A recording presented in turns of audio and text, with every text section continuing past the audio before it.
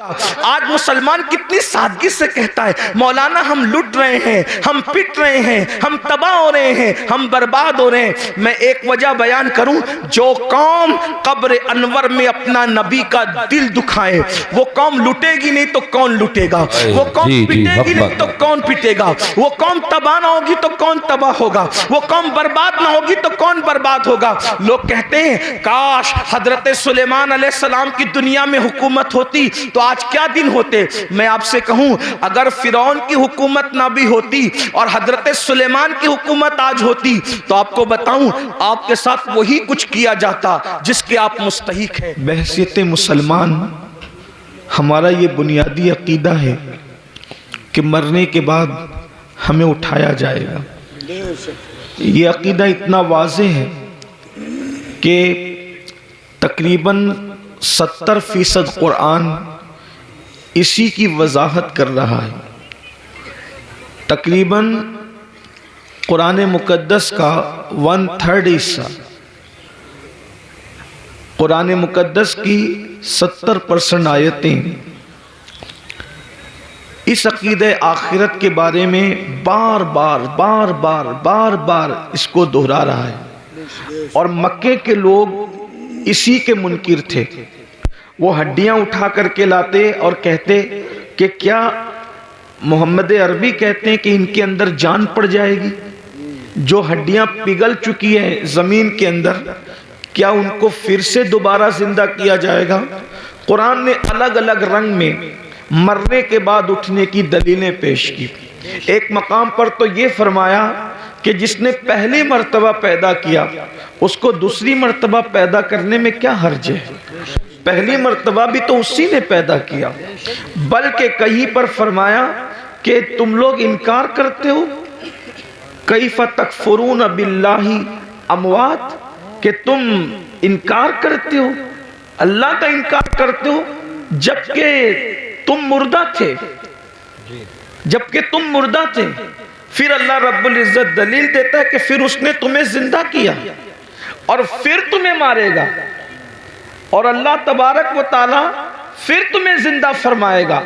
الگ الگ انداز سے قرآن مقدس نے جو ہے وہ بعد الموت کے عقیدے کو بہت وضاحت کے ساتھ بیان فرمایا، اور یہ ہمارا بنیادی عقیدہ ہے۔ جیسے اللہ کا انکار کرنے والا مسلمان نہیں رہ جاتا، ویسے مرنے کے بعد اٹھائے جانے کا انکار کرنے والا بھی مسلمان نہیں رہ جاتا۔ یہ عقیدہ آخرت اتنا ضروری ہے، اور کہیں نہ کہیں اس عقیدے کو ہم اپنے دل و دماغ کے اندر عملی طور پر مدھم کر رہے ہیں یا اس کو بھولتے جا رہے ہیں۔ پوری دنیا کے اندر آپ جائزہ لے لیں کہ جتنے بھی جرائم ہیں، جتنے بھی گناہ ہیں، سب کا جو بنیادی طور پر اس کی وجہ اگر نظر آئے گی تو یہ کہ انسان مرنے کے بعد اٹھائے جانے کا جو بنیادی عقیدہ ہے اس کو بھولتا جا رہا ہے، اس کو فراموش کرتا جا رہا ہے۔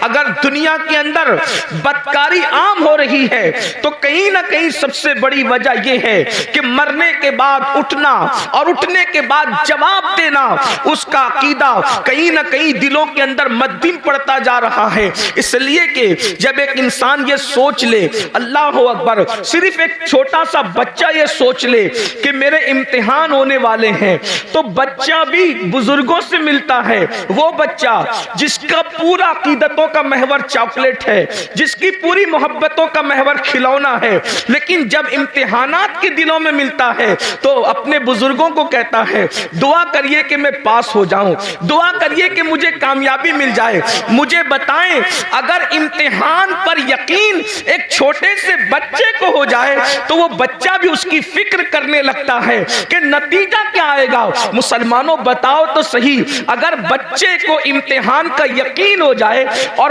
فیل ہونے اور پاس ہونے کے فوائد اور نقصانات پتہ چل جائے تو وہ بچہ پوری طاقت झोंक देता है कि मैं किसी तरह से इम्तिहान में कामयाब हो जाऊं। छोटे बच्चे इम्तिहान के दिनों में खेलना कूदना छोड़ देते हैं, रातों को स्टडी करने लगते हैं, रात जगना शुरू कर देते हैं। अल्लाह अकबर, क्या हम अपने बच्चों से भी गैर गुजरे हो गए?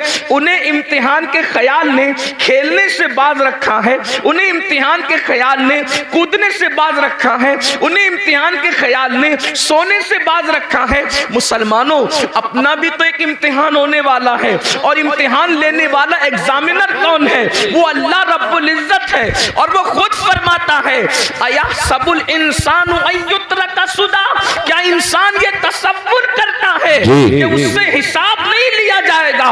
नहीं नहीं, बल्कि इंसान तुझसे हिसाब लिया जाएगा। अल्लाह अकबर, अंदाजा फरमाए, और हिसाब कौन लेगा? अल्लाह तबारक व तआला, दुनिया का एग्जामिनर अल्लाह अकबर रिश्वत ले करके इंसान को छोड़ सकता है। दुनिया का एग्जामिनर दबाव में आकर के कुछ नंबरात बढ़ा सकता है, लेकिन वो एग्जामिनर तो ऐसा है, अल्लाह अकबर, उसकी शान बेनियाजी का अंदाजा करो। अब जरा तवज्जो फरमाना, उसकी शान बेनियाजी का अंदाजा करो। वो कैसा इम्तिहान लेने वाला है, वो कैसा सवाल पूछने वाला है, वो कैसा हिसाब लेने वाला है। अल्लाह अकबर, कि अगर मासूम शजरे ममनुआ को हाथ में ले ले तो वो उस मासूम से अपनी गैरत की बुनियाद पर उसके कपड़े भी वापस ले लेता है, उसको जन्नत से भी निकाल देता है। और अल्लाह अकबर, फिर वो मासूम 200 साल तक के दुआएं करता है, पुकारता है। तो शान बेनियाजी का आलम यह है कि उसको 200 साल तक जवाब भी नहीं दिया जाता। अल्लाह अल्लाह, अहले सुन्नत के एतबार से हमारा अकीदा यह है कि अल्लाह आदम से नाराज न हुआ था। हजरत आदम ने कोई खता भी नहीं की थी, हजरत आदम ने कोई गुनाह भी नहीं किया था, बल्कि आदम से तो लग़्ज़िश पैगंबराना वाक़ई हुई थी, लग़्ज़िश मासूमियत वाक़ई हुई थी। उसके बावजूद भी उस पहले इंसान को जन्नत से निकाल कर कपड़े वापस लेकर, जरा यहां पर मैं आप सबकी तवज्जो चाहता हूं, इब्ने अब्बास से लेकर मुफ्ती अहमद यार खान नईमी तक आप किसी की भी तफसीर उठा करके पढ़ लें। हजरत आदम को सिर्फ जन्नत से बाहर नहीं किया गया, बल्कि जन्नत का लिबास भी वापस ले लिया गया।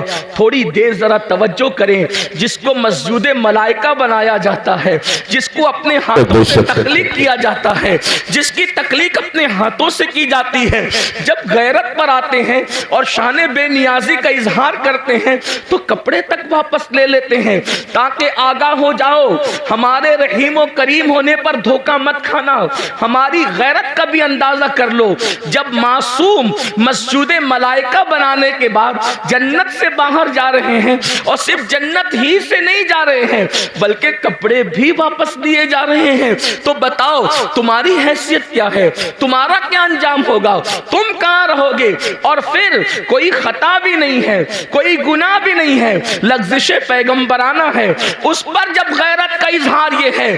अब मुझे बताओ मेरे भाइयों, जो लोग जिना करते हैं और जिना के बाद वो इस खुशफहमी में मुब्तला हैं कि नहीं मौलाना, अल्लाह करीम है, अल्लाह रहीम है, वो हमें जन्नत ही में दाखिल फरमाएगा। कोई लड़कों के साथ बदकारियां करते हैं और फिर ये तसव्वुर करते हैं कि मौलाना अल्लाह तो बख्शने वाला है, वो रहीम और करीम है। जो लोग सूद के धंधे करके हराम लुक्मा अपने पेट में डालते हैं, फिर भी उनका ख्याल ये है कि अल्लाह रहीम और करीम है, वो हमें बख्श देगा, तो वो ये लोग ये सब चीजें नहीं देखते क्या कि अल्लाह रब्बुल इज्जत ने पहला इंसान जो तमाम नबियों का बाबा है, जो तमाम वलियों का बाबा है, जो तमाम सहाबा का बाबा है, यानी सारे इंसानों के जो बाप हैं, उनके साथ इजहार गैरत करके हमें मुतनब्बे फरमाया, हमें तंबीह फरमाई कि हमारी शान बेनियाजी का अंदाजा करो। वही अल्लाह हमसे हिसाब लेगा, रब तबारक व तआला हिसाब लेगा। अब बताओ मुसलमानों, हमने हिसाब की क्या तैयारी की है? अच्छा पर्चा भी आउट कर, अल्लाह हमसे क्या पूछेगा, क्या क्या पूछेगा? तो कुरान कहता है फमन यामल मिस्काला ज़र्रतिन खैरन यरा वमन यामल मिस्काला ज़र्रतिन शर्रन यरा। एक जर्रा बराबर नेकी की होगी, अल्लाह तुमसे वो भी पूछेगा। जर्रा बराबर जुर्म किया होगा, अल्लाह तुमसे वो भी पूछेगा। आइए, मुझे बहुत पूछने पर बहुत बड़ी बात याद आ गई है, आप सबकी तवज्जो चाहता हूँ।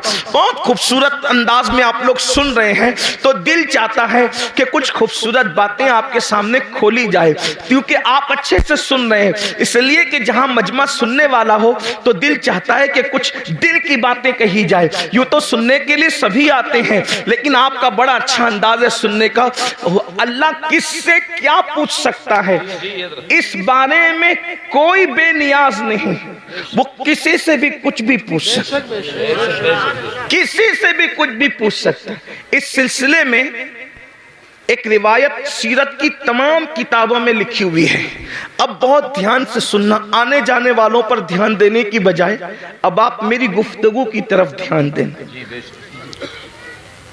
सीरत की किताबों में सब ने ये वाकया लिखा है। इब्ने इसहाक को भी ले लें और उनके बाद सारे सीरत निगार कमोबेश अल्फाज की कमी ज्यादती के हवाले से, लेकिन वाकया यही है जिसका मफहूम पेश किया जा रहा है। लेकिन मैं जहां से पेश कर रहा हूं आपके सामने, वो इब्ने मुंज़िरी के हवाले से मैं पेश कर रहा हूं बतौर मफहूम। अब गौर करें, इस रिवायत के रावी है सैयदना सिद्दीक़ अकबर रदी अल्लाह तआला, अफज़लुल बशर बादल अंबिया बितहकीक सैयदना सिद्दीक़ अकबर रदी अल्लाह तआला। यूं तो सिद्दीक़ अकबर की से रिवायतें बहुत कम मरवी है, लेकिन सिद्दीक़ अकबर से जो रिवायतें हैं उन रिवायतों का भी कोई जवाब नहीं। सैयदना सिद्दीक़ अकबर रदी अल्लाह ताला, एक बात अंदाजा करने, सिद्दीक वो हस्ती है कि जिनके बारे में मौला अली ने बयान किया कि अल्लाह के रसूल ने फरमाया कि अगर सारी जमीन वालों का ईमान एक पल्ले में रखा जाए और तन्हा अबू बकर का ईमान एक पल्ले में रखा जाए तो सबके ईमान पर अबू बकर का ईमान वजनी हो जाएगा। ये वो हस्ती है जिन्हें सिद्दीक, सुभान अल्लाह। और इन ईमान वालों में अबू हुरैरा का भी ईमान है, बिलाल हबशी का भी ईमान है, खालिद इब्ने वलीद का भी ईमान है, गौसे आजम गरीब नवाज का भी ईमान है। अंदाजा फरमाएं, जिसके ईमान की शान ये हो उसके दिल और सीने की हालत का क्या आलम होगा। वो सिद्दीक अकबर जो सहाबा के इमाम हैं, अफजलुल बशर बादल अंबिया बितहकीक सिद्दीक अकबर रदी अल्लाह ताला अन्हु, जिनके बारे में हुजूर मुहद्दिस आजम के चौचवी रहमतुल्लाह अलैह कहते हैं, मर्तबा हजरत सिद्दीक का ये है सैयद, हर फजीलत के वो जामे हैं नबुव्वत के सिवा। अल्लाह अकबर। आइए वही सिद्दीक अकबर रिवायत कर रहे हैं। अल्लाह अकबर। अल्फाज मेरे हैं, मफहूम बयान कर रहा हूं अपने अल्फाज के जामे में। इब्तिदाई दिन है, मदीने मुनव्वरा में असहाबे रसूल अभी नए नए जो है वो मदीने तैयबा आए हैं। अल्लाह अकबर। हुजरों की तामीर अभी नई नई हुई है, मस्जिद नबवी की तामीर नई नई हुई है। हालात ये हैं कि सैयदना अबू हुरैरा जैसे लोग, अल्लाह अकबर, कभी लुंगी होती है बदन पर, ऊपर का कुर्ता नहीं होता, इन हालात में जिंदगियां गुजार रहे हैं। बिलाल हबशी का हाल ये है कि भूख से जब मजबूर हो जाते हैं तो जमीन पर चित लेट जाते हैं ताकि अपने पेट को आराम पहुंचाएं। अल्लाह अकबर। और खुद रहमते दो आलम सल्लल्लाहु अलैहि वसल्लम जिनके नाम से आपने कॉन्फ्रेंस रखी है, उनके घर का हाल ये है कि 3-3 महीने गुजर जाते हैं तो चूल्हा नहीं जलता। अल्लाह के रसूल अलैहि सलाम के घर में 3 महीने कोई मुबालगा नहीं। ये अल्लाह के रसूल की सबसे प्यारी ज़ौजा उम्मुल मोमिनीन सैयदा आयशा सिद्दीक़ा फरमा रही है। अल्लाह अकबर। आप फरमाती हैं 3-3 महीने हो जाते, चूल्हा नहीं जलता अल्लाह के रसूल के घर में। तो सहाबा ने पूछा, जब हुजूर के घर में चूल्हा नहीं जलता था तो तुम लोग किन चीजों पर इत्तेफाक करते थे, क्या खाते کھاتے تھے, कैसे जिंदगी गुजारते थे. तो उस वक्त अम्मा आयशा पाक फरमाती हैं, उस वक्त हम लोग दो काली चीजों पर अपना वक्त गुजार लेते थे. आपने फरमाया कि जिसको हदीस में रिवायत किया गया, कालत अस्वदैन, हम दो काली चीजों पर गुजारा कर लेते थे. नंबर एक खजूर, नंबर दो पानी. इसी हदीस से इस्तेदलाल करते हुए इमाम अहले सुन्नत ने पानी का रंग जब पूछा गया तो आपने फरमाया कि पानी का रंग काला है, इसलिए कि लोग अब तक पानी को बेरंग समझते हैं.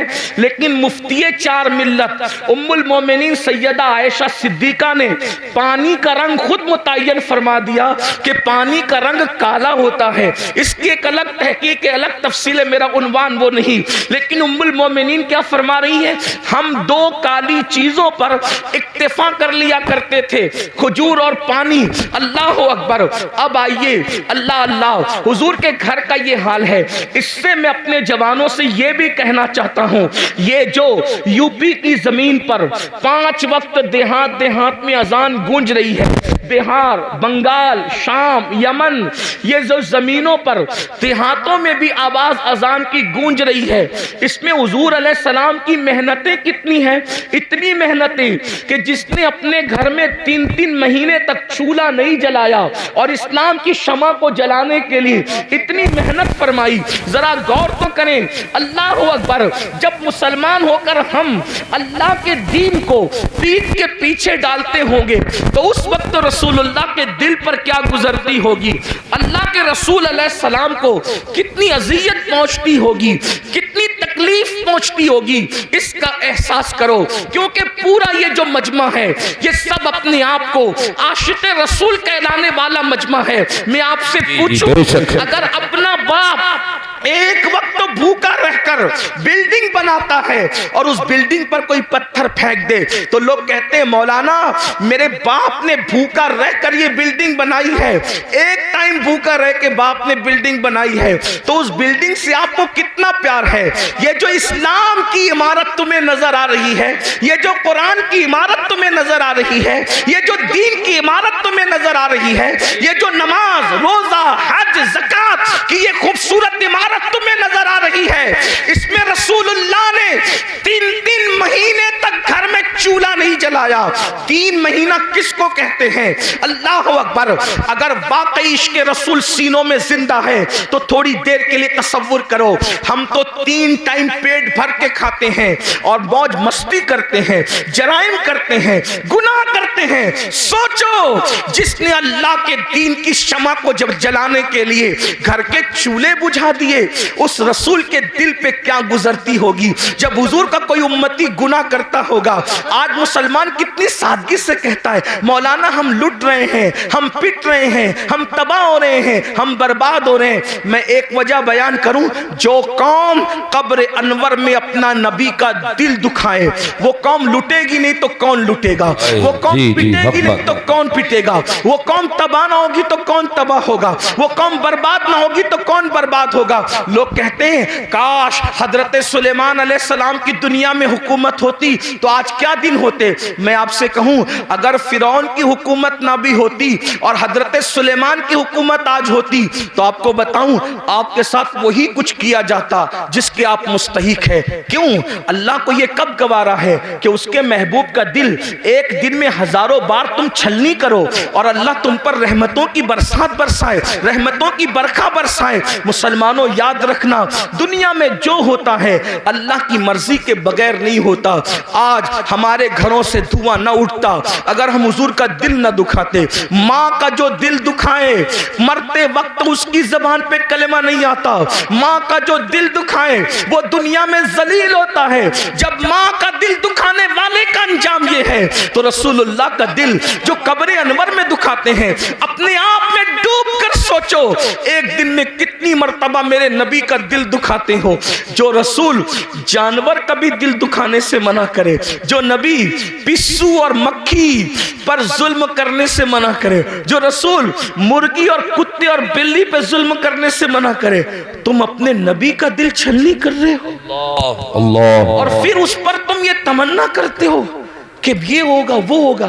مسلمانوں سیدنا فاروق اعظم روایت کرتے ہیں جس کو فقیہ ابو اللہ سمرقندی نے لکھا کہ تم چھوٹے سے چھوٹا بھی گناہ کرتے ہو تو اس سے حضور کا دل دکھتا ہے. اللہ اس سے حضور کا دل. سوچو اللہ قبر میں نبی کا اتنا خیال فرمائے کہ 70,000 فرشتے صبح کو بھیجے کہ شام تک تم درود پڑھو محبوب پر, اور 70,000 شام کو بھیجے کہ تم صبح تک درود پڑھو میرے نبی پر.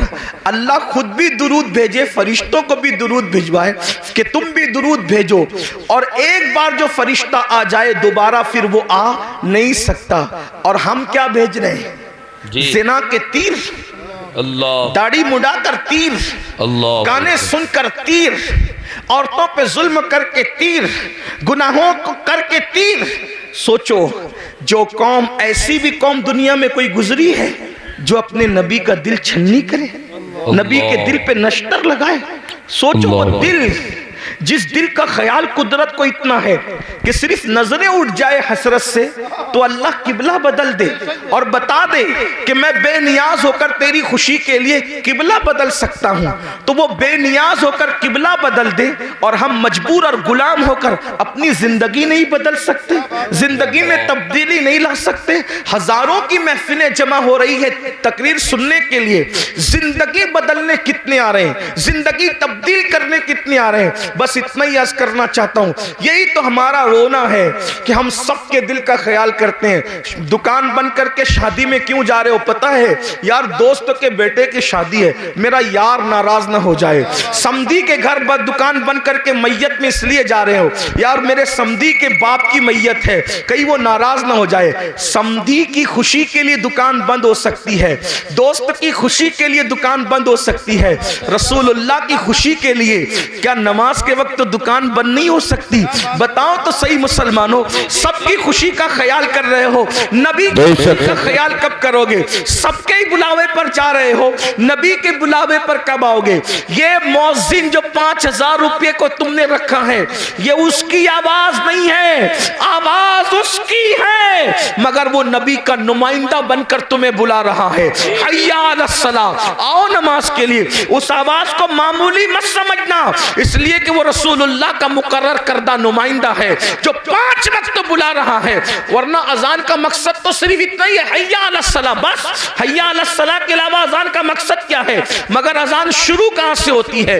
اللہ اکبر, اللہ اکبر, یعنی نماز کے لیے بلانے والا شروع کر رہا ہے, مجھے جس نے کھڑا کیا ہے, جس کا میں نمائندہ بن کر کے تمہیں بلا رہا ہوں, وہ کوئی معمولی ہستی نہیں. اللہ اکبر, اللہ اکبر, اللہ سب سے بڑا ہے, اللہ سب سے بڑا ہے. ذہن میں سوال آتا ہے, جب اللہ سب سے بڑا ہے تو وہ ہے کیسا؟ اشہد ان لا الہ الا اللہ, اللہ کے سوا کوئی معبود نہیں ہے. اس کی نشانی کیا ہے؟ اشہد ان محمد رسول اللہ, محمد اللہ کے رسول سب سے بڑی نشانی ہے. بولنا کیا چاہتا ہے؟ حی علی الصلاۃ, آؤ نماز کی طرف. نماز کی طرف آؤں گا تو کیا ملے گا؟ حی علی الفلاح, نماز کے لیے آنا تیرا کام ہے, کامیابی عطا کرنا اس کے کرم پر. نعرہ تکبیر, نعرہ رسالت, مسلک اعلی حضرت اولاد رسول حضرت سید امیر القادری صاحب قبلہ.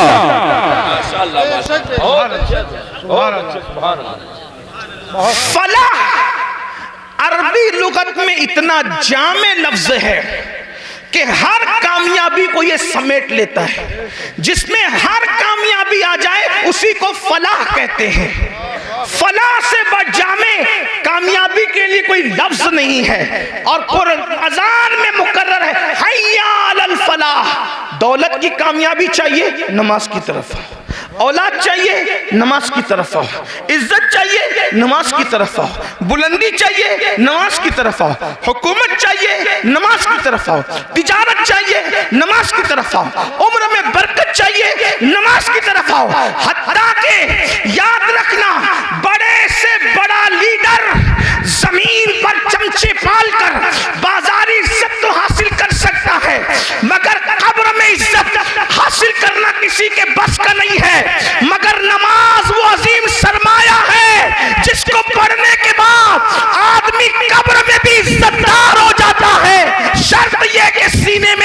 रसूल हो। मेरे इमाम कहते हैं नकीरैन करते हैं ताज़ीम मेरी, नकीरैन करते हैं ताज़ीम मेरी, फिदा हो के तुझ पे ये इज्जत मिली है। अगर नमाज पढ़ोगे तो कब्र में फरिश्ते भी इज्जत से पेश। आपसे आप कहते हो ट्रेन में टीसी इज्जत से पेश नहीं आता, मैंने कहा नमाज पढ़ा होता तो ऐसा नहीं होता। हुजूर से वफा की होती यार, कब्र में जब फरिश्ते इज्जत से पेश आ सकते हैं तो ट्रेन के टीसी की क्या हैसियत है।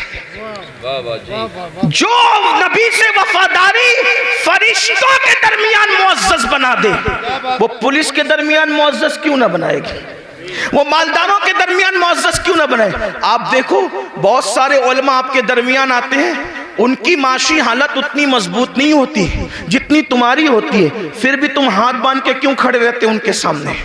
खुदा ने करोड़पतियों को एक आलिम के सामने हाथ बांध के क्यों खड़ा करवा दिया। अल्लाह बता रहा है देख ले मेरे वफादार पर इनाम है।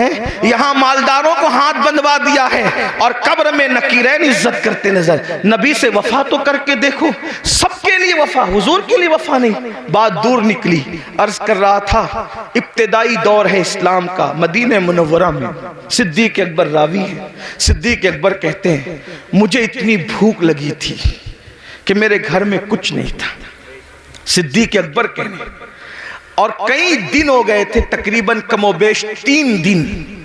भूख से जब मेरा पेट खाली हुआ और कमर की तरफ लगने लगा तो मैंने सोचा चलो दोपहर की चिलचिलाती धूप है, चल करके किसी के घर कुछ खा लेंगे। दोपहर में जब मुझे कोई देखेगा कि अबू बकर दोपहर में धूप में कहाँ फिर रहे हो, तो फिर मैं कह दूंगा कि भूख लगी है तो मुझे कुछ खिला देगा। इधर सिद्दीक अकबर निकले, उधर फारूक आजम से सामना हुआ। फारूक आजम और सिद्दीक दोनों ने एक दूसरे को सलाम किया और फारूक आजम ने पूछा अबू बकर मेरे भाई, इस धूप में, चिलचिलाती धूप में क्यों निकले हो? इतनी धूप में तो तुम निकलते भी नहीं हो, क्यों निकले हो? सिद्दीक अकबर ने कहा उमर मुझे भूख लगी है, 3 दिन का भूखा हूं, घर में कुछ नहीं है, इसलिए वो भूख मुझे घर से बाहर लाई है। लेकिन मेरे भाई उमर तुम भी तो इस धूप में बाहर निकलते नहीं, तुम क्यों निकले हो? कहा मेरे भाई जो तुम्हारा हाल है वही मेरे घर का भी हाल है। 3 दिन से मैंने भी कुछ नहीं खाया, सोचा दोपहर का वक्त है, कोई मुझे देख लेगा, पूछेगा कि इस धूप में क्यों फिर रहे हो, तो कहूंगा भूख लगी है तो कुछ खा करके भूख को मिटा दूंगा। अभी दोनों में ये गुफ्तगू हो रही थी कि आमिना के लाल काशान अक़दस से मुकम्मल शान और शौकत के साथ बाहर निकले, जिनकी शान मेरे इमाम यूं कहते हैं आसमां खान, ज़मी खान, ज़माना मेहमान, साहिबे खाना लक़ब किसका है, तेरा तेरा कौन देता है, देने को मुँह चाहिए, देने वाला है सच्चा हमारा नबी बेशक। सरकार को आते देखा, आका ने दोनों को सलाम किया, दोनों ने अर्ज़ की हमारे माँ बाप आप पे कुर्बान आका, इस चिलचिलाती धूप में आप बाहर नहीं तशरीफ लाते, आप इस धूप में कहाँ जा रहे हैं, हमें काम बता दे क्या है। आका ने फरमाया अबू बकर उमर पहले ये बताओ तुम दोनों यहाँ क्या कर रहे हो। आका अलैहिस्सलाम ने कुछ कहने की बजाय फरमाया तुम दोनों क्या कर रहे हो। दोनों ने नजर झुका के कहा कासिम नेमत से या रसूल अल्लाह 3 दिन से भूखे हैं, घर में कुछ मिला नहीं, बाहर आ गए, भूख बाहर लाई है कि हम कुछ खा ले किसी के यहाँ जाके, लेकिन आका आप क्यों बाहर आए। सरकार ने फरमाया तुम्हारे घर में 3 दिन से चूल्हा नहीं जला, लेकिन इस वक्त मेरे घर में महीना भर हो गया, महीने भर से मेरे घर में चूल्हा नहीं जला है, मुझे भी भूख की शिद्दत ने बेताब किया, मैंने सोचा किसी के घर जाकर उसको नवाजा जाए और उसके घर जाके कुछ खाया जाए। सहाबा रोने लगे। यहाँ आगे बढ़ने से पहले एक जुमला कहता हूँ, सहाबा पर कुछ कमेंट करने से पहले ये कुर्बानियां भी सोच लिया करो कि क्या कुर्बानियां थी। आज दूसरों के देखा देखी अगर सुन्नी कहलाने वाले भी असहाब की तौहीन करें तो कितनी दुख की बात है। जो लोग मस्जिद का चंदा भी नोट देख कर देते हो हफ्ते में 1 दिन और इमाम को अपना गुलाम समझते हो, वो लोग कमेंट करेंगे उन सहाबा पर जिन्होंने इस तरह की कुर्बानियां दी, भूखे रहकर अल्लाह के दीन की खिदमत की। कभी सोचा, कभी गौर किया? ہم سے تو 10 کی نوٹ بھی نکلتی ہے تو دیکھ کے نکلتی ہے، بلکہ بعض ظالم تو ایسے ہیں جہاں نوٹ کہیں نہیں چلتی وہ مسجدوں میں اور مدرسوں میں چندہ دے کر لوگ چلاتے ہیں۔ یہ حالات ہیں، ہنسنے کی بات نہیں ہے، یہ بہت دکھ کی بات ہے۔ اور وہ لوگ کن پہ کمنٹ کر رہے ہیں؟ جنہوں نے پوری دولت داؤ پہ لگا، پوری دولت قربان کر دی۔ حتیٰ کہ صدیق باوفا تو وہ ہیں جس نے تبوک کے موقع پہ کرتا بھی چندے میں دے دیا اور ٹاٹ پہن لیا، اور جب پوچھا گیا کہ کرتا کیوں دے دیا چندے میں، کہنے لگے ہم جنگ پہ جا رہے ہیں اور میں جانتا ہوں مسلمانوں کے پاس شہید کو کفن دینے کے لیے کپڑا بھی نہیں ہے، اگر کوئی میرا بھائی شہید ہو جائے گا تو ابو بکر کا کرتا کفن کے لیے کام آ جائے گا۔ یہ ان کے جذبات تھے مسلمانوں۔ حق زندہ ہے تو حق کی آواز بھی زندہ رہے گی، اور یہی اہل سنت کا ترہ امتیاز ہے۔ ہم جہاں اہل بیت کے بے دام غلام ہیں، وہیں پر ہم صحابہ کے بھی بے دام غلام ہیں، اور قدرت نے ہمیں 2 ہاتھ اس لیے عطا کیے ہیں کہ ایک ہاتھ میں اصحاب کا دامن ہے اور ایک ہاتھ میں اہل البیت کا دامن ہے، اسی لیے ہمارا بیڑا پار ہے۔ ہمارے امام کہتے ہیں اہل سنت کا ہے بیڑا پار، اصحاب حضور نجم ہے اور ناؤ ہے، عطرت رسول اللہ کی۔ بے شک بے شک بے شک، سبحان اللہ سبحان اللہ۔ فاروق کو آقا نے فرمایا مہینے بھر سے میرے گھر میں چولہا نہیں جلا، اور جب نکلے وہاں سے دونوں یار کو لے کر ایک صحابی کے باغ میں پہنچے، اسی باغ میں ان کا گھر تھا۔ وہ گئے تھے باغ میں کھجوریں توڑ رہے تھے، ان کی بیوی کو اطلاع ملی کہ حضور آئے ہیں اپنے دونوں یاروں کے ساتھ۔ جلدی سے شوہر کو بلایا، وہ حضور کی اطلاع سن کر کچھ تاخیر سے آئے، یعنی قسم قسم کی کھجوریں لے کر تاکہ حضور کی میزبانی کریں۔ حضور کے آگے کھجوریں رکھ دی اور آقا سے عرض کیا آقا تھوڑی دیر انتظار کریں، میں بھی کھانا بناتا ہوں۔ جلدی سے بکری ذبح کی، اور بکری ذبح کرنے کے بعد جو ہے وہ بوٹیاں روٹیاں جو کی سامنے رکھا۔ اللہ کے رسول نے روٹیاں اور بوٹیاں دیکھی تو دیکھنے کے بعد کھانا دیکھتے رہ گئے۔ قاسم نعمت کھانے کو کچھ دیر تک دیکھتے رہ گئے۔ صحابہ نے عرض کی آقا جو ہے وہ شروع فرمائے، کھانے کا آغاز فرمائے۔ تو آقا نے اس صحابی جس کے گھر میں حضور بیٹھے تھے کہا اگر اجازت دو، حضور دنیا کو پیغام دے رہے ہیں، فرمایا اگر اجازت دو تو اس کھانے سے کچھ نکالنا چاہتا ہوں۔ روٹی اٹھائی جو کی، اس پہ کچھ بوٹیاں رکھی، اور بوٹیاں رکھ کر آنکھ میں آنسو آ گئے۔ فرمایا کہ جتنے دن سے میں بھوکا ہوں اتنے ہی دن سے میری بیٹی فاطمۃ الزہرا بھی بھوکی ہے۔ جتنے دن سے میرے گھر میں چولہا نہیں جلا ہے اتنے ہی دن سے میری بیٹی فاطمہ کے گھر چولہا نہیں جلا ہے۔ جب یہ تازہ کھانا میرے سامنے آیا تو مجھے میری بیٹی فاطمۃ الزہرا کی بھوک یاد آ گئی۔ ایک کام کرو، پہلے اسے لے جا کر دے دو، میری بیٹی کھا لے، اس کے بعد میں کھاؤں گا۔ اور وہ کھانا جب سیدہ کے گھر پہنچا، اس کے بعد حضور نے کھانا کھایا۔ اتنا پورا واقعہ اتنا لمبا چوڑا بیان کرنے کے لیے ایک ہی وجہ تھی کہ ایک جملہ بیان کرنا تھا۔ حضور نے وہ کھانا کھایا، اور کھانے کے بعد پھر حضور کی آنکھ میں آنسو آ گئے، حضور رو پڑے۔ صحابہ نے پوچھا یا رسول اللہ جب بھوکے تھے تو نہیں روئے آپ، اور آپ اب کھانا کھا کے کیوں رو رہے ہیں؟ بھئی رونا تو آدمی کو بھوکے پیٹ آئے گا نا کہ میرے پاس کھانا نہیں ہے، کھا کے رونے کا مطلب کیا؟ اب آقا نے جو فرمایا، یہی ایک جملہ پڑھنے کے لیے اتنا بڑا واقعہ میں نے پیش کیا، غور سے سننا۔ آقا ارشاد فرماتے ہیں اللہ نے کتنا لذیذ کھانا ہمیں کھلایا نا، بکری کا گوشت اور جو کی روٹی، سید الطعام ہے، یہ کھانوں کا سردار ہے، کتنا لذیذ کھانا اللہ نے ہمیں کھلایا۔ اب میں اس پہ رو رہا ہوں، اگر قیامت کے دن اللہ مجھ سے اس کھانے کے بارے میں سوال کرے گا تو میں اللہ کو کیا جواب دوں؟ کون کہہ رہا ہے؟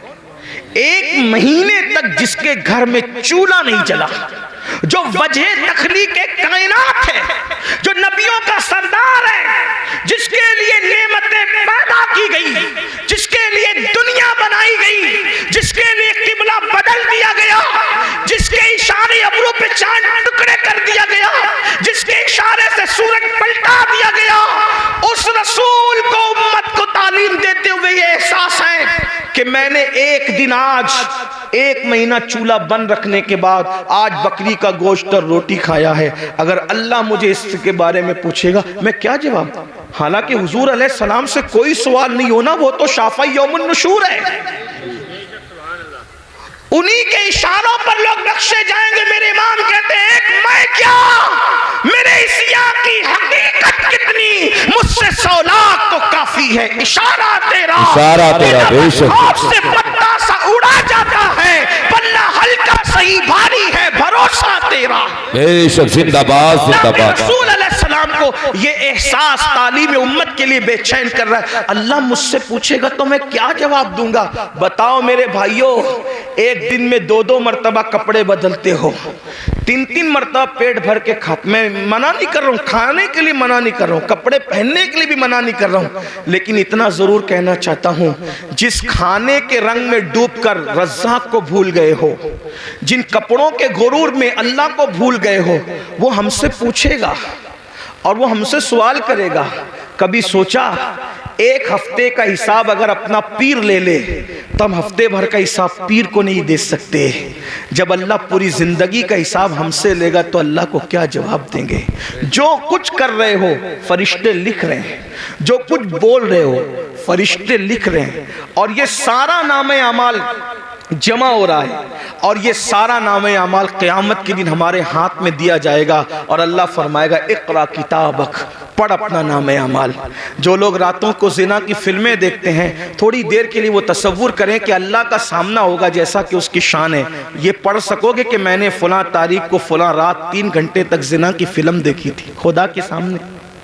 وہ تو آمنے سامنے سے پاک ہے، لیکن صرف اس کی جیسی شان ہے، خدا کا سامنا ہے۔ یہ پڑھ سکو گے کہ میں نے لڑکوں کے ساتھ بدفعلیاں کی تھی؟ سوچو، توجہ کرو، حدیث پاک تو یہ ہے لڑکوں کے ساتھ بدفعلی کرنے والا کہیں بھی مرے۔ اللہ نے کچھ فرشتے ایسے پیدا کیے جن کی چونچ ہے پرندوں کی طرح، کہیں بھی مرتا ہے اس کو اٹھاتے ہیں اور اٹھا کر وہاں لے جا کر پھینک دیتے ہیں جہاں قوم لوط پر عذاب آیا تھا۔ یہ گندی فلمیں یہی طرف آپ کو لے جا رہی ہے، گندی فلمیں آپ کو یہی گندگی کی طرف لے جا رہی ہے، آپ کو احساس نہیں ہے، آپ تو سوچو رات ہے کون دیکھ رہا ہے، اکیلا ہوں کون دیکھ رہا ہے؟ اللہ ارشاد فرماتا ہے ہوا معکم اینما کنتم، تو جہاں کہیں ہے اللہ تیرے ساتھ ہے، اور کتنا ساتھ ہے تو کہتا ہے نحن اقرب الیہ من حبل الورید، اللہ تیری شہرک سے زیادہ قریب ہے۔ اور ایک مقام پہ فرماتا ہے ان اللہ کان علیکم رقیبا، اللہ تم پر کڑی نگرانی فرما رہا ہے۔ مسلمانوں ذرا سوچو، حلال غذا سید العالمین وجہ تخلیق کائنات کھا لے تو روئیں، اس کے بارے میں میں اللہ کو جواب کیا دوں گا؟ ہم تو گناہ کر رہے ہیں اور ہمیں احساس ہی نہیں، اللہ کو حساب بھی دینا ہے، اللہ کو جواب بھی دینا ہے۔ امام اہل سنت اعلیٰ حضرت جیسی شخصیت کہتی ہے کریم اپنے کرم کا صدقہ لئی میں بے قدر کو نہ شرما، تو اور رضا سے حساب لینا، رضا بھی کوئی حساب میں ہے۔ اندازہ تو فرمائیں مسلمانوں، ہم اپنے آپ کو دھوکہ دے رہے ہیں، ہم اپنے آپ کو تباہ کر رہے ہیں، ہم اپنے آپ کو برباد کر رہے ہیں۔ آئیے گفتگو کو سمیٹتے ہوئے، دستار بندی بھی ہونی ہے، میں جلد اپنی گفتگو سمیٹوں گا۔ کون کون لوگ ہیں، کون کون لوگ ہیں، کون لوگ ہیں جو حساب کو یاد کر کے روتے رہے، حساب کو یاد کر کے روتے؟ سید الطائفہ جنید بغدادی فرماتے ہیں کہ جو مقام جبریل علیہ السلام کو فرشتوں میں حاصل ہے وہ مقام ولیوں میں حضرت بایزید بستامی کو حاصل ہے۔ سلطان العارفین بایزید البستامی، آپ کو پیشاب ہوتا تھا خون کا پیشاب ہوتا تھا حضرت بایزید بستامی کو۔ مریدین کو پتا چل گیا کہ بایزید کو خون کا پیشاب ہو رہا ہے، ہمدردی کی حضرت آپ جلدی سے کسی اچھے حکیم سے علاج کروا لیں کیونکہ آپ کو خون کا پیشاب ہو رہا ہے۔ فرمایا میرا علاج کسی حکیم کے پاس نہیں ہے۔ کہا کیوں؟ کہا کہ یہ جو خون کا پیشاب ہوتا ہے وہ بیماری سے نہیں ہوتا، بچپنے میں مجھ سے ایک غلطی اور گناہ ہو گیا تھا، جب مجھے یاد آتا ہے کہ اللہ اس غلطی کے بارے میں مجھ سے پوچھے گا تو میں اللہ کو جواب کیا دوں گا بچپنے کی اس غلطی کا، تو اس جواب دینے کے تصور سے میرا جگر اللہ کے خوف سے پگھلنے لگتا ہے، اور پگھل پگھل کر پیشاب کے رستے سے بہتا ہے تو تم کو لگتا ہے کہ خون کا پیشاب ہو رہا ہے۔ خون کا پیشاب نہیں ہو رہا ہے، یوم حساب کے خوف سے میرا جگر پگھل پگھل کر کے بہ رہا ہے۔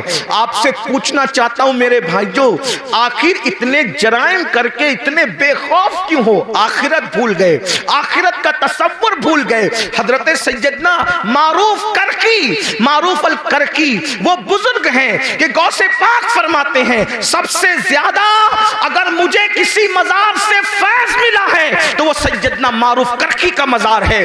غوث پاک جس کے مزار پہ جا کر چلا کرے وہ معروف کرکی کیسے بزرگ ہوں گے؟ غوث پاک کہتے ہیں اگر کوئی حاجت پیش آئے تو معروف کرکی کے وسیلے سے جو دعا کی جاتی ہے اللہ تعالیٰ اس دعا کو قبول فرماتا ہے۔ یہ معروف کرکی ہیں، فرماتے ہیں 40 سال ہو گئے میں نے آسمان کی طرف کبھی نظر نہیں اٹھائی۔ 40 سال سے لوگوں نے پوچھا کیوں؟ تو فرمایا ایک گناہ ہو گیا تھا، جب وہ گناہ یاد آتا ہے تو سوچتا ہوں کہ اللہ کو جواب کیا دوں گا، اسی شرم سے میں 40 سال سے آسمان کی طرف نہیں دیکھ رہا ہوں۔ اب معروف کرکی جس کے وسیلے سے غوث پاک دعا کرتے ہیں ان کا گناہ کیا تھا وہ بھی سن لے تاکہ آپ غلط فہمی کا شکار نہ رہیں۔ فرماتے ہیں لوگوں نے پوچھا حضرت وہ گناہ کیا ہو گیا تھا آپ سے؟ کوئی تو گناہ، بھئی ہم آج گناہ کی بات کریں تو لوگ اپنے پہ قیاس کرتے ہیں نا کہ میں نے جو کیا اس میں سے کچھ ہوا ہوگا، تو ذرا وہ گناہ بھی سن لے کہ وہ گناہ کیا تھا۔ فرماتے ہیں میں کپڑے کا بیوپاری ہوں، کپڑے بیچتا ہوں، مارکیٹ میں میری دکان تھی، ایک دن مارکیٹ میں آگ لگ گئی، رات کو آگ لگی، صبح کو میں پہنچا تو میرے پڑوسیوں کا سب کا مال جل گیا تھا، میری دکان صحیح سلامت تھی۔ خوشی میں میں نے کہا الحمدللہ، بس اسی گناہ پر میں پریشان ہوں۔ اپنی دکان بچنے پر میں نے خوشی میں اللہ کا شکر ادا کیا، اسی گناہ پر میں 40 سال سے آسمان کی طرف کہا حضرت یہ بھی کوئی گناہ ہے؟ فرمایا کیا تجھے نہیں پتا مومن جو اپنے لیے پسند کرتا ہے وہی اپنے مومن بھائی کے لیے پسند کرتا ہے، تو دوسرے کی دکان جلنے کا مجھے دکھ کیوں نہیں ہوا؟ سبحان اللہ۔ دوسرے کی دکان جلنے کا مجھے دکھ کیوں نہیں ہوا؟ اپنی دکان بچنے کی خوشی کیوں ہو گئی؟ میں سوچتا ہوں کہ اگر اللہ اس کے بارے میں مجھ سے پوچھے گا تو میں اللہ کو کیا جواب دوں؟ آخری بات سننے اینڈ پر، چونکہ یہ مدرسے کا جلسہ، دستار بندی کا جلسہ، عالم کی تعریف کیا ہے؟ عالم کون؟ وہ عالم جس کو دیکھ کر رسول اللہ کو دیکھنے کا فیض ملتا ہے، جس سے مسافہ کر کے حضور کو دیکھنے سے حضور سے مسافہ کرنے کا فیض ملتا ہے، جن کے چہرے کو دیکھنا عبادت، جن کے لیے چونٹیاں بلوں میں دعا کرتی ہے، جن کے لیے مچھلیاں دریاؤں میں دعا کرتی ہے۔ یہ کون عالم لوگ ہیں؟ کسی بڑے سے بڑے مدرسے سے پڑھ لیں، عالم نہیں بنتا۔ کب تک؟ قرآن کہتا ہے انما یخشی اللہ من عبادہ العلماء، اللہ کے بندوں میں اللہ سے ڈرنے والے علماء ہیں، یعنی جب تک اس کے دل میں اللہ کا سچا خوف اور خشیت پیدا نہیں ہوگا وہ پڑھا لکھا تو ہو سکتا ہے مگر وہ عالم نہیں ہوگا۔ عالم ہونے کے لیے دل میں اللہ کا خوف ہونا ضروری، اور جو جتنا بڑا عالم ہوگا وہ اتنا زیادہ اللہ سے ڈرنے والا ہوگا، اس کے دل میں اتنا اللہ کا خوف ہوگا۔ اب آئیے وہ جو میرے نونہال آج دستار بندی پائیں گے ان کو بھی ایک پیغام، اور آپ کو بھی، اپنے زمانے کے وہ بڑے عالم جن کو دنیا امام الائمہ، سراج الامہ، کاشف الغمہ، نعمان بن ثابت یعنی امام اعظم ابو حنیفہ کے نام سے ہم جانتے ہیں، کروڑوں حنفیوں کا امام، اور حنفیوں میں بھی کون؟ عبداللہ ابن مبارک کا امام۔ عبداللہ ابن مبارک کون؟ امام بخاری کے دادا استاد۔ امام بخاری کے دادا استاد کا جو امام ہے اسے امام اعظم کہتے ہیں۔ کون امام اعظم؟ دادا علی حجویری کا امام۔ کون امام اعظم؟ غریب نواز کا امام۔ غریب نواز جس کے مقلد ہے وہ امام اعظم۔ محبوب الہی جس کے مقلد ہے وہ امام اعظم۔ صابر کلیر جس کے مقلد ہے وہ امام اعظم۔ یہ شان ہے میرے امام اعظم کی. امام اعظم کے بارے میں آیا کہ جب وہ قرآن پورا کرتے تھے تو ندا آتی تھی ہم نے قبول کیا, تجھے بخش دیا, تیرے ماننے والوں کو بھی بخش دیا. یہ امام اعظم ابو حنیفہ. ایک مرتبہ آپ نے نماز پڑھائی, امام اعظم نے نماز پڑھائی اور نماز میں آپ نے سورہ زلزال کی تلاوت کی. اذا زلزلت الارض زلزالها وأخرجت الأرض أثقالها وقال الإنسان ما لها يومئذ تحدث أخبارها بأن ربك أوحى لها. یہ سورہ مبارکہ پڑھی اور قیامت کا اور یوم حساب کا منظر یاد آ گیا تو امام اعظم ابو حنیفہ کی آنکھوں میں آنسو آ گئے. اور جب اس پر پہنچے فَمَن يَعْمَلْ مِثْقَالَ ذَرَّةٍ خَيْرًا يَرَهُ وَمَن يَعْمَلْ مِثْقَالَ ذَرَّةٍ شَرًّا يَرَهُ. ایک ذرے کے برابر نیکی کی ہوگی اللہ تجھے وہ بھی دکھا دے گا, ذرے برابر برائی کی ہوگی اللہ وہ بھی دکھا دے گا. رو پڑے اور جب سلام پھیرا نماز پوری کی تو داڑھی پکڑ کر کہتے اللہ نعمان کے بڑھاپے پہ رحم کر دے, تو نعمان سے کیا پوچھے گا اور نعمان تجھے کیا جواب دے. لیجئے ہماری محفل کے خصوصی خطیب ہمارے قائد ہمارے امیر نعرہ تکبیر, نعرہ رسالت, مسلکی اعلی حضرت علماء اہل سنت حضرت علامہ مفتی شاکر رضا نوری, حضرت علامہ مفتی شاکر رضا نوری. نعرہ تکبیر, نعرہ رسالت, علماء اہل سنت.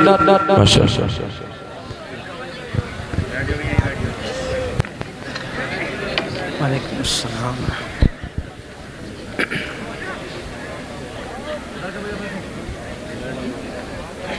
تشریف